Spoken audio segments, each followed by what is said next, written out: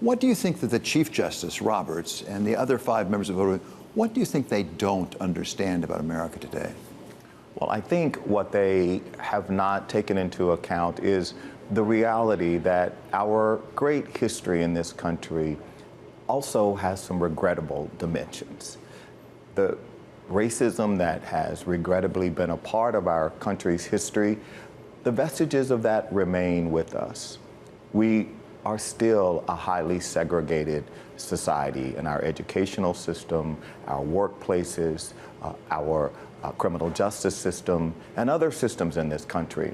And to simply say, in order to stop discriminating, we must stop discriminating, creates a false moral equivalency between those who historically sought to keep the Jim Crow hierarchy, the racial hierarchy that characterized this country for most of our history. Those people are doing the same thing as those of us who have sought to bring about more justice and redress the history, the vestiges of racism that unfortunately remain with us today. Have we made real progress with what is called by some affirmative action? I mean, we can go back, it's been around for a long time now. Go back to the Bakke decision in 1978. That's a long time ago now. Did having affirmative action help us make progress in the direction we should be making progress? Well, David, I would not be here with you today were it not for affirmative action. There is no doubt that an entire generation of African Americans and Latinos in this country have been propelled forward in part because of affirmative action. I'm a proud affirmative action baby. I benefited from living in a country that believed in my potential. And even though I was a poor kid living in a rural community, America cheered me on. This country wanted me to win and succeed, and that manifests in the ways in which my public education, the Pell Grants, graduating from college without any debt, all of this made it possible for me to get on the mobility escalator and ride it as far as I could and my talent would bring me. But there had to be a sense of understanding of racial consciousness. And what the Supreme Court and others seem to be saying is that it is time for us to move beyond having any consciousness of race. We're not saying, I don't profess to believe that race has to be the deciding factor, but to say that it is unconstitutional to have any consciousness of race and the legacy of racism that remains with us, I think is not good for our democracy. The Supreme Court's rulings this week came in the context of higher education, 2 universities. There are questions now about how much farther the ramifications may be in the future, and particularly in the private sector. Let's talk about corporations, because a lot of corporations have their own version of affirmative action in hiring, in promotion, and developing of talent. What are the possible ramifications in the private sector for what was decided here with respect to colleges and universities? Well, there's no doubt that there will be some who will challenge private sector policies around promotion, around the business policies for diversity. But diversity is a business imperative today. No public company, no private company that has customers, consumers, stakeholders, investors can ignore the need for diversity. Now, the research, the data tell us you can't ignore it either. If you want to be a high-performing enterprise, if you want to be an organization that succeeds, you are less likely to succeed, the research tells us, if you are less diverse.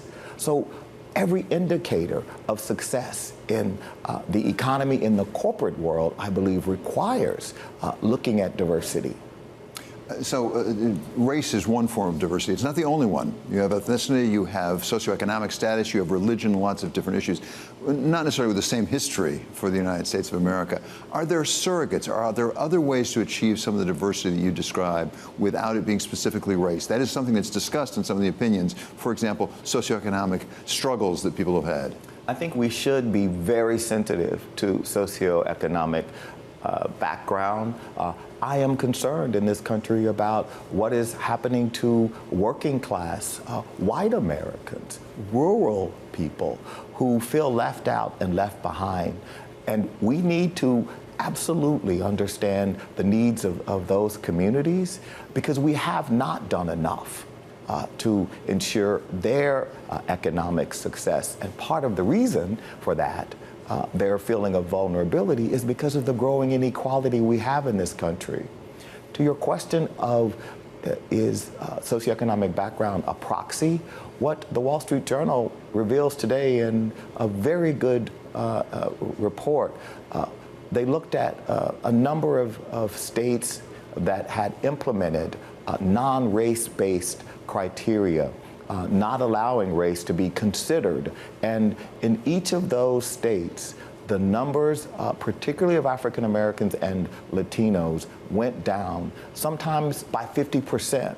So it is not true, as some have suggested, that by simply finding a proxy for race, we will be able to come back to the levels of enrollment that we saw before. So it is not a proxy. The thing, David, that I also find interesting on this question is those who are fighting so aggressively to undermine racial consciousness in higher education admissions have not, with the same fervor, went after the other ways in which bias is built into the system, most notably the legacy programs that exist at most selective schools in this country that give privilege and bonus points to the children, the grandchildren, the legacies of people who have attended these institutions, who are primarily white and primarily wealthier. This is patently unfair, and yet the opponents of affirmative action have been silent, at least silent in the courts on this issue. And so I think the genuine sincerity that is sometimes voiced by opponents of affirmative action are, in my mind, questionable when they're not as aggressively looking at the other ways the system might be deemed unfair. Darren, part of what you describe interferes with what we call mobility, ability for people to raise up, the sort of the American dream from the lower ranks, socioeconomically, up to the upper ranks. When you took over the Ford Foundation, you embraced justice as your fundamental tenet. That's what you're pursuing. What can we do to promote mobility? Because I would say that's not just a matter of fairness or justice. It also, in the long run, could help us economically grow our economy more robustly. We have to have a country where hope is at the center, as it has been for most of our history. The hope, the optimism that has propelled generations of Americans forward. Part of the reason for that hope was a belief that the playing field was fair. And what we know today, David, is that the playing field is not fair. The playing field tilts towards those who are already advantaged and compounds the disadvantage of the already disadvantaged. And so if we want America to be great and to realize its potential, we have to have a fair playing field so that the mobility escalator that I got on is possible in the future. And unfortunately, we know from the research, the data on economic mobility, that there are many other countries outperforming us. If you want the American dream, move to Canada. They are outperforming us on the very idea of what opportunity, equality, mobility means in a country. I don't want America to be beaten by the Canadians on an idea we created a democracy that is unparalleled in its history and its potential. I want America to be America.